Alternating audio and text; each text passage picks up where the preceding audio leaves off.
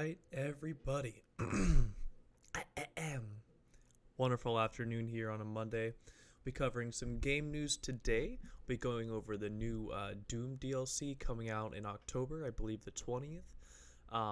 Microsoft acquiring Bethesda and what that means for the future of their games.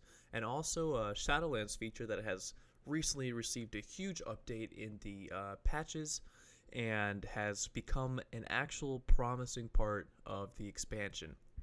So we're going to start with the Doom DLC. I believe it is Doom Eternal, The Ancient Gods. This is just going to be an expansion to the Doom Eternal game that they put out, that Bethesda studio put out, and I am super stoked for this. So I actually hadn't played a Doom game since long time ago, and it was never religiously. I never beat another Doom game or really ever played through it other than just, my friends would have it and I would play it at their house for a little bit or something like to that effect. Now I will say, Doom is an amazingly fun game. It's just shoot, loot, win. That's it, and nothing can stop you. If you want to feel like a Haas character, play the Doomslayer. Not going to feel any more cool and badass than that guy. He is the epitome of badass. But this DLC is looking kind of cool. We're going to take a look at the trailer for it and then take a quick peek at that, and then we're going to talk about it a little more as well. So let's take a look at this. Let me switch over. Oh, no, that's not it. Sorry, guys. Let me just move this here. There it is. We've got it now, folks. Sorry about that.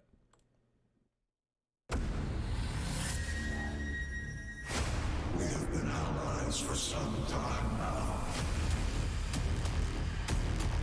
I knew who you were the moment you set foot in our world.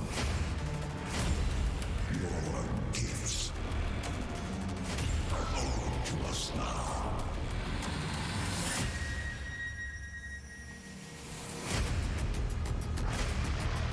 The Slayer has arrived. Please proceed with control, but assertive aggression.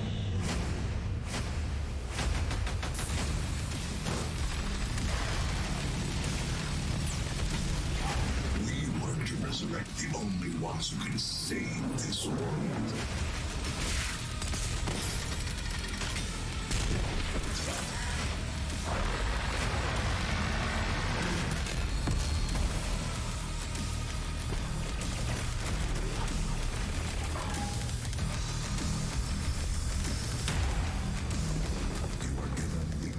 Serve the gods.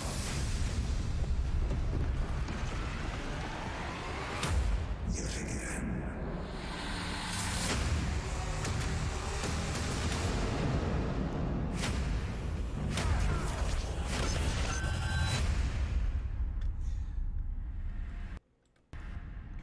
There you have it, folks. There you have it. Part 1, it looks like. Part 1 of their DLC expansion here. First of all, Doom does a wonderful job of making combat exceedingly fun. It does such a good job at that. Second little point I want to make, the soundtrack by Mick Gordon is phenomenal. It's like this fusion of heavy metal and this electronic sound design, and he just mashes them together into this just badass momentum pushing tracks, and I'm just like, oh, this man's on one. He's on another level. If you ever want to listen to some good music and direction for game music to convey feelings and stuff like that, of the moment, definitely check out the Doom soundtrack. But this also looks freaking sweet. If you were working for the gods, and we saw at the end there, one of them was actually lifting you up, I wonder who the enemy of the gods is this time. You know what I mean? Is it going to be someone as big as the Icon of Sin? That other dude looked kind of thick, So are we going to get something like that? Or I'm really curious on how this is going to expand what Doom has going on for their lore. So definitely be keeping a look at on that. It is coming to PC, Xbox, and the PlayStation. So one thing though that is interesting about um, Bethesda right now, like with Doom, like yes, this is going to be coming out on the consoles that Doom is already released on, but Microsoft has actually recently acquired Bethesda as part of their as just like they acquired them and their partner companies. And what this means for the future of Bethesda and their companies is that after the deals that are already made, so the exclusives coming out on the PS5, I forget the names of those exclusives, but those will still be coming out on the PlayStation.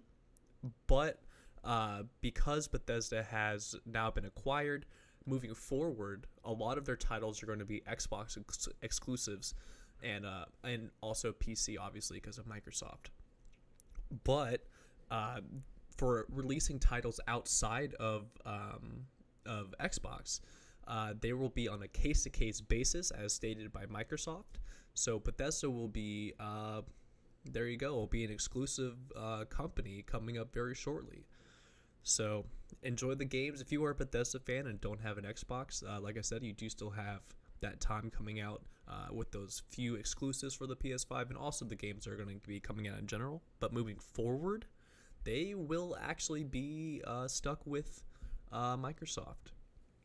See, now I'm also very curious, like how that's going to affect Bethesda, because yes, being able to port your things to a bunch of different systems is always good, but I will say that the quality and enjoyment I found out of Bethesda games has definitely declined over the years. So, getting this acquisition and hopefully getting a little bit more backing or something like that may really help them push better products, and not in as rushed of a time frame maybe. One thing that I did note in a quote from a Microsoft director is that they're not changing their leadership structure at all. So basically, they're acquiring them, but then like leaving them alone, but like within their own umbrella. And that's probably, I think that's a good thing, because I do enjoy their game directions and like where they take their games. I don't think that's an issue at all. It's just they end up being buggy and jank half the time. But hopefully, with the pressure and the I guess just like, I don't want to say prestige, but being bought out by Microsoft or partnered with Microsoft will definitely hopefully give them the assets and resources available to really make the next couple games really good. And another selling point that Microsoft said from acquiring Bethesda is one of their I forget the name. I kick myself for forgetting this. It's a Star game. They're coming out new, but then I'm sorry about this, folks. I had it in my head before this started, and then I just Starfield. That's what it is. So they actually want to make that an exclusive instead of a general release sort of thing. So yeah, Bethesda's big work that they've been pushing aside extra Elder Scrolls games for, and have said that they don't want to work on extra Elder Scrolls games until this this game comes out. Turns out it may just be an exclusive for Xbox and Microsoft, which of course will probably mean it comes to the PC. But if you have a PS5, then you will be out of luck there. So we will be seeing how this affects the studio and them going forward. I hope it's a positive step. Fingers crossed that it is. But if it's not, then another company just gets gobbled up, and I'm sure it'll eventually just get assimilated into the hive mind that is Xbox and Microsoft. But yeah, so that's on the Bethesda Studio and the Doom DLC. Now I saw this interesting thing today on the MMO region of things. So we have Shadowlands coming out very soon at the end of October, so about a month away now. And they have finally done a not final, but they have put out a huge patch on the beta, which has affected one of the game's most important mechanics going in, and that is going to be Torghast. So this is where you get your legendary item. This is where the Jailer is in the Maw, and the Jailer is the big bad of Shadowlands, right? So, excuse me. Sorry. All right, we're good. Oh, there it is. I apologize. one of the main complaints originally was that it was timed. And this was not supposed to be a timed event. It was supposed to be somewhere where you could go, kind of like a roguelike, where everything is procedurally generated, not the levels per se, but the things that are generated are the like the mobs, what they drop, etc., and also the buffs you get. Now, what I think is really fun about Torghast is that it's fun. It's like a fun game inside of a game. So you get player power things only in Torghast, which I think is wonderful, because like you get to just play around with your class in this fun environment where it's literally just you seeing how far you can go. And they've done a really good job of making it look fun, and they've retuned it to where it's not just like this shit stomp the entire time of enemies trying to hurt you and stuff like that. And I think they've done a really good design direction with Torghast for that. And what's not kind of fun is that eventually things do kind of get out of hand. And that is something that you might need to consider your class, your spec, or bringing a group in for. For example, let's say there's a mob that, and let's say you've been climbing the tower for a while, right? So things do extra damage. And I'm bringing a warlock or a shadow priest that doesn't have a long, or has a long cooldown interrupt, right? And I'm facing a pack where they have multiple healers, they have multiple casters, and I just don't have the resources to do that. So yes, it does encourage that kind of group play, and solo play does get limited as the higher you go up and depending on your class and spec. Does that feel as good? Not really, but making up with it with all the Torghast systems that they have to give you the power after completing a number of floors, I think that is so cool. And what I super love about it is that it's all constrained within Torghast. You don't get to take that out. The only thing you take out is the resources, and those resources are used to craft your legendary weapon. And now when people think of legendary weapon, they think, oh great, I'm going to have to grind Torghast like forever. That's actually not the case. So for Torghast, there's only, I think, like one required run you need to do per week, and that takes like 15 minutes. And then they have an entire different wing for people that want to do it for fun. They even have a challenge mode. That challenge mode is something that I'm interested in. I love seeing how far I can push my character, myself, my friends, see how far we can get as a group. I think challenge modes are immensely fun, and the replay value they have comes not only in the excitement of climbing, but just like you just have a purpose to go. And you don't get any power related items from doing the challenge mode or just like free runs. What you get are cosmetics, which I think is amazing, because if I do hard content, I want to look badass for doing it, and that's the best way to incentivize players like myself to do it. It's like, hey, there's no player power, so the mass population who doesn't want it, or like the percent of people of the population that don't want to do it, don't have to. And I think that is super cool. And if you want to try to go hard in the paint, then you can. You can get those cool cosmetics, which I'm sure will be badass for going through the challenge mode. I think it's a really, really cool addition, or not addition, but changes they've made to tweak Torghast to make the player experience for it better. So originally, like I said, it had a very sour spot with the timed runs. They got rid of that. The torment system is what it was. And now they're really shaping up to be a fun endgame experience and a way to get your items in a fun way and not so much of a grindy way. And that's what we're looking for going into Shadowlands, is how much time do I need to spend doing chores and how much time can I spend actually playing the game. That is the crucial and core part of what all players want in Shadowlands, is can I just play the game? And that's the huge part. And I really believe with a lot of the design directions, we will get to that point.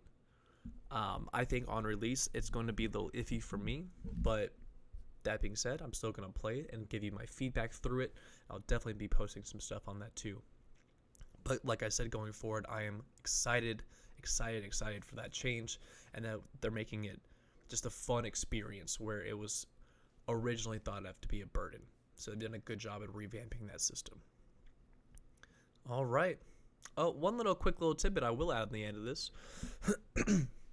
Recently beat Remnants of the Ashes. It is a game I actually picked up for free on the Epic Game Store while it was free. It is a super fun game. It is a I feel bad calling it a Souls-like, but the combat action system is kind of like that. Granted, it is nothing like Dark Souls in my experience, but it does still kind of have that vibe from it, and I highly do recommend checking it out. Remnants was super fun. If you like the run and gun with the extra hard bosses and extremely fun mobs, it was a little bit shorter than I originally wanted, but it was still an extremely fun play. And if you're looking for a little Souls-like run and gun, there it is. It's a fantastic game. And like I said, I lucked out and caught it on the Epic Game Store for free. But if you ever have the chance to pick it up, I highly recommend it. It was really, really fun. Played it through with a friend. If you want an extra challenge, play through it solo because they don't actually scale the mobs to the encounter. So if you want the hard mode, go in solo. But everyone, thank you so much for tuning in. Later today, I'll be doing my second episode of my Dark Souls playthrough. It's going to be a rough one. It's going to be rough, I can already tell. Got a long day ahead of me of death and destruction, so hope you guys will tune in for that. If you guys wanted to see the beginning of this, the VOD will be up soon, and I'll also be posting it over on YouTube. So if you guys want to check it out there for the beginning if you missed out, then that is always there for you too.